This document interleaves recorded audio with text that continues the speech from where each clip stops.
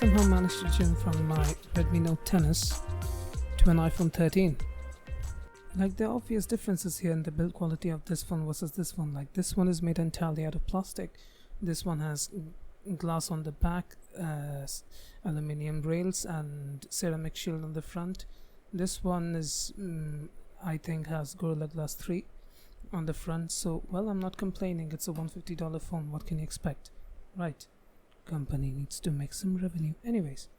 So yes, the obvious differences, as I told you, the haptics are great on this one, also great on this one, but it's a $150 phone. It's a basic smartphone. It can do most of the jobs you need for your entire day, for most everyday use. But, well, this is better at everything because it's supposed to be better. I got this for $730. What can you expect? Like, I'll be talking more about my jump from Android to iOS. What are the pros, what are the cons? Like, number one, iOS is really behind Android in terms of customization. This is not a surprise. Like, Apple introduced widgets with iOS 15. Also custom icons came with iOS 15. iOS 16 bought custom lock screens, but you can literally make this thing look like an iPhone using a custom launcher. Pretty stupid, I know. Wanna look? See. Like, here you have the third-party iOS 16 launcher. Here I have pre-installed it. You can just go to settings, search for launcher, select the iOS 16 launcher, and here we go. You have a knockoff iPhone. Isn't it great? Huh? Now, for an iPhone, even if you do your best at customizing it, for the most part it's going to look like a grid of icons and widgets. Something like this. Yes, for the most part, iOS customization looks a pretty boring compared to an Android. I think Apple has done this purposefully because, the design of iOS screams Apple and they want people to recognize it from far away. And it is more recognizable like this rather than if someone keeps like a Hello Kitty themed home, which looks pretty stupid anyway. Why would you do that? And yes, so like that. I think there's a workaround. If you want to keep custom icons so much, if you want it so badly, you can use Siri shortcuts, but that is not a direct method. Like, it is as easy as installing an icon pack on Android, available on Play Store. So I'm not going to give that point to Apple. Yes, so customization on iOS, pretty boring. Like, also there are loads of options on Android, all at different price points. Like, if you have got $200 to spend, you've got brand like Redmi, Realme to cover. Yeah, Redmi. If you have $400 or you want a proper mid-range, you can go for Samsung A series. If you want the most feature-cramped phone at the least price possible, you can go for Poco phones. If you want the most all-rounded flagship and on Android, you can go for Samsung's S series or Note series. Note series is discontinued, so do not bother. If you want the cleanest Android experience, you can go for Google Pixel. If you want a gaming phone on budget, you can go for Red Magic. If you want a gaming phone but money is not a problem, you can go for Asus ROG series. But that is not really the case with Apple. This is the base model. This costed me $730 on discount. If you want to go cheaper, you can go for iPhone SE. But would you really buy it? But if you are really low on budget, this is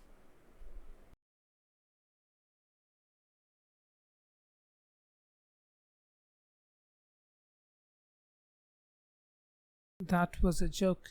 Do not take it seriously. Also, Android smartphones have gotten a lot of design flair. Like companies like Samsung and Xiaomi, they changed their design every year. Like, Samsung flattened their camera module for S22 Ultra. Xiaomi's 12 series looks a lot different than their 11 series, and like the design of 11 Moto. But in case of iPhones, they've basically looked the same since iPhone 11. Since iPhone 12s, they have had flat edges like this. iPhone 13s, they have had smaller notches and a diagonal camera like this. iPhone 14 have a pill-shaped dynamic island. Yes, remind me of dengue times.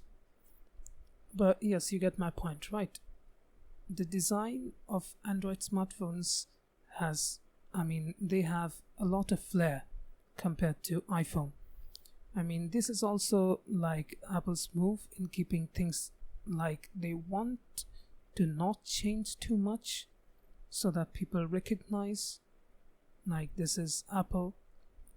Even if I put a case on, you look at this camera module and you'll say it's an Apple smartphone, it's an iPhone.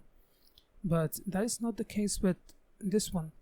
Like, this is a budget phone, leave it. But even with the most, feature-packed flagship smartphones by not Samsung, but see Xiaomi. If I carry around a Xiaomi 12, you'll not instantly see it and recognize like, yes, it's a Xiaomi 12 series. That is the case. Apple's trying to like not change the design too much so that people recognize it's an Apple smartphone because they've got brand value and they are exploiting it. You also cannot sideload apps on iOS, if that was a mystery.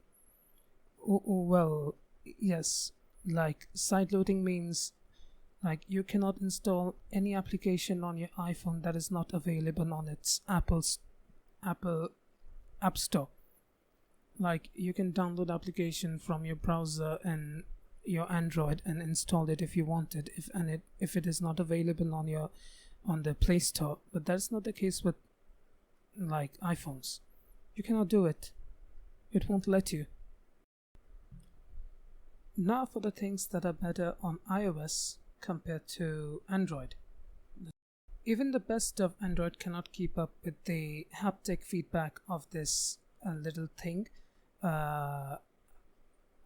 There's a lot that goes to haptic feedback than we normally think of. Like the haptic feedback from this thing is precise, concise, and very extremely sharp. Like it has the custom engine built in by Apple known as Taptic Engine. It most of the time taps rather than vibrating. It is unmatched, like the best in the industry, and even the most expensive Android phones cannot keep up with the precision of this like Taptic Engine. They have even Apple's MacBooks do not have a physical button inside the touchpad. They have a pressure sensor and the Taptic Engine, which fools people into thinking that there is a button, but there really isn't. It's the Taptic Engine, which fools people into thinking that there's a button. Now think about this precision. Think about the quality of that. Now, even the best of Android cannot keep up with that precision. I'm sorry, but I'll have to give this point to Apple. There's also the shutter speed of iOS, which is far more consistent than any Android flagships. Like, even if you buy the most expensive Android, like this is not the most expensive Android, this is a $150 phone, like yes. Now leave it. Now if I open the camera application, look at the shutter speed. Like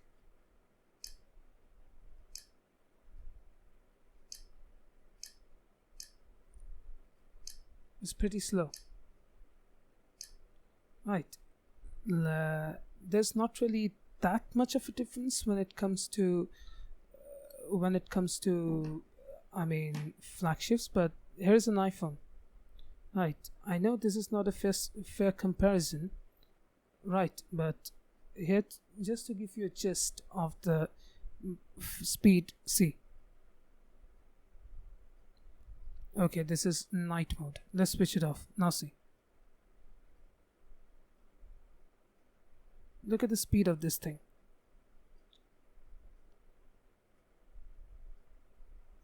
Look at this. I know this is not a, flagship. This is not a flagship Android, but I can assure you the difference is not that. The difference, not this one, but yes, the shutter speed in Android has always been a problem. The camera application in iPhone with its iOS has been optimized so well that, well, you saw the shutter speed. You can see, right? So, yes, that is it. And it also has the most reliable camera system. I mean, yes, this will give, not this, most Android flagship smartphones will give pictures like sometimes a 7, sometimes a 10, but iPhones will like 8, 8, 8, 8, 8. So there you go. Like, yes, it is a consistent, but that extreme consistency also makes things a little boring for users, like for users that are interested in tech, like the users who like to fiddle around with settings, but not so much for normal consumers who like to point and shoot. So if you want to go for point and shoot style, iPhone is the good camera for you. If you like to invest some time before taking pictures, Android flagships are better for you. Now also the video quality of iPhones is unmatched. Like you can go get the most expensive Android smartphone and its video will not be as good as, well, this one. Yes, I don't know what it is, but I know what it is. Like, yes, A15 inside or A16 inside the iPhone 14 Pro and Pro Maxes. But, well, iPhones have the best smartphone video of any smartphone, and that is it. If you want to buy a camera, if you want to buy a smartphone with the best video, you should go for an iPhone. It's the best in that aspect. Now also, if you heavily use social media, like you post stories and like you do Instagram reels, those applications are better integrated for iOS rather than Android, because, well, Apple makes 3 to 4 smartphones every year, so it's easier for you to optimize your application for 3 to 4 phones rather than 100 or rather than 50 plus phones Samsung and Xiaomi produces every year. So that is it, without a doubt. If you heavily use social media, like if you post on it heavily, like iPhones are better for you. Now you may also have noticed that, well, you may not have noticed, it is a fact that accessories and cases, whenever there is an iPhone, there are loads of options. There are tons of options when it comes to an Android smartphone. Let's say you're a case or an accessory manufacturer, right? You have a limited infrastructure. Let's say you can manufacture cases or accessories for 10 models of smartphone each year. You will do your absolute best to make sure that every single iPhone launched that year is covered inside those 10 models of cases or accessories you produce. iPhones per model sales is much higher than any other smartphone on the Android department. You know why.